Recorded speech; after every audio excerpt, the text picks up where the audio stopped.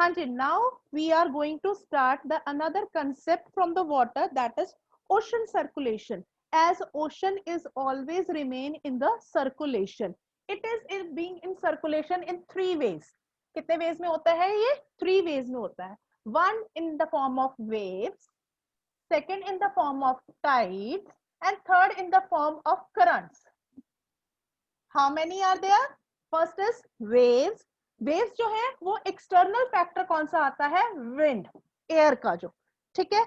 और टाइड्स जो है दैट इज ग्रेविटेशनल पुल, ठीक है. ग्रेविटेशनल पुल के कारण जो आता है दैट इज टाइड. तीसरा जो है करंट. करंट जो है that is a continue process of current from the sea, from the ocean कह सकते हैं, ocean surface in the particular direction.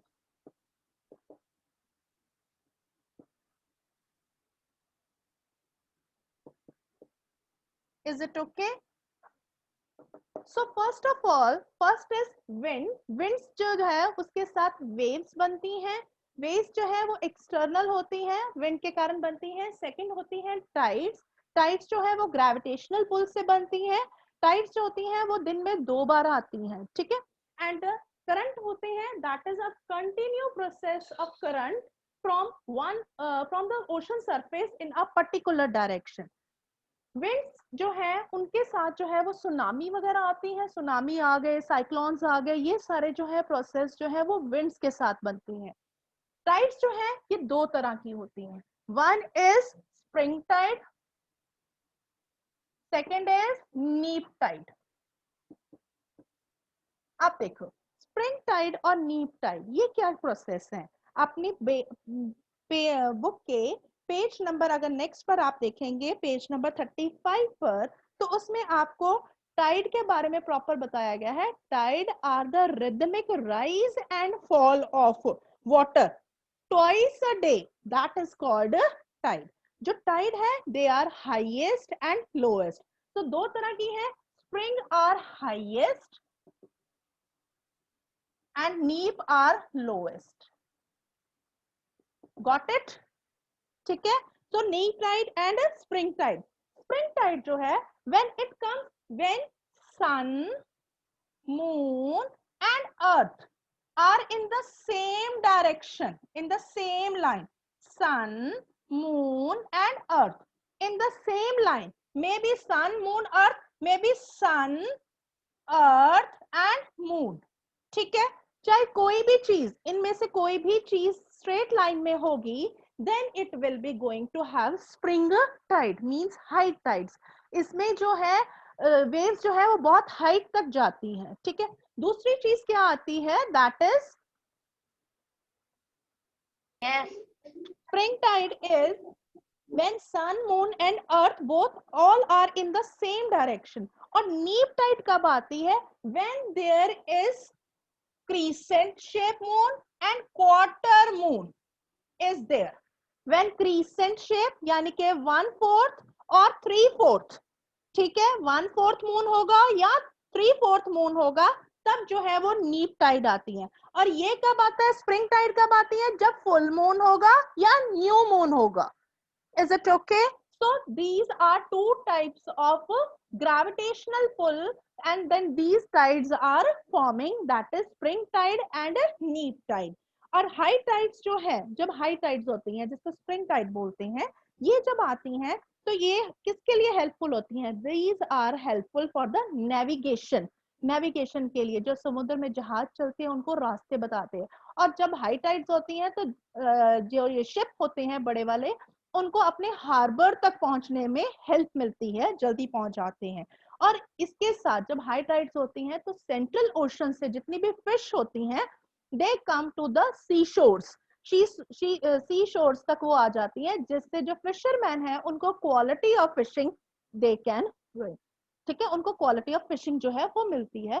तो स्प्रिंग टाइड जो है, जिसको हम हाई टाइड भी बोलते हैं, that helps to make the navigation possible, helps the ships to arrive at the harbor in a easy way, and they also help in the fishing for many more fishers to come closer.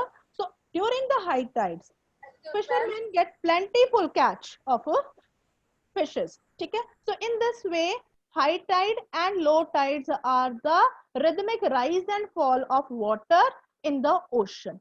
Next concept जो आता है, that is ocean current. Third जो हमारा है, ocean current क्या है? For that, to make it understand easily, I will explain it in a proper way. That is,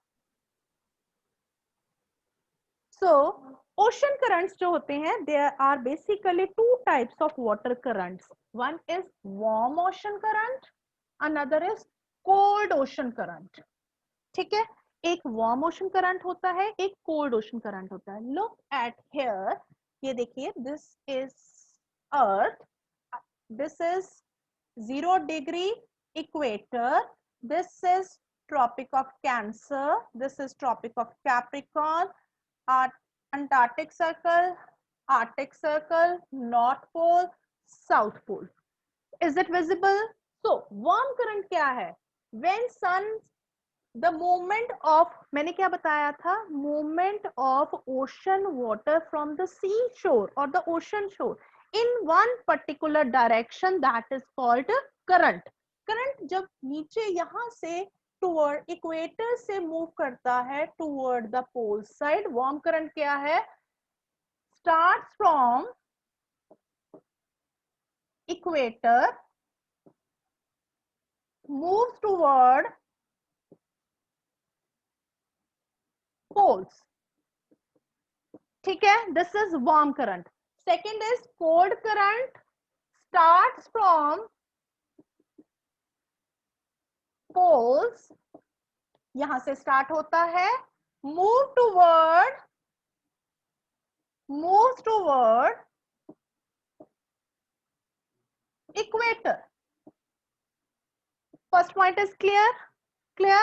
Second point जो है, warm currents जो है, they are hot and they are moving from equator to north pole or south pole, and cold currents are moving from north pole toward equator and south pole toward equator, southward to equator.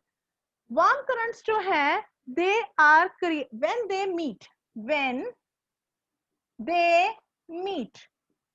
जब ये यहां पर मिलते हैं, यहां पर मिलेंगे, what they will create? When they meet, they create moderate temperature, which is good for fishing.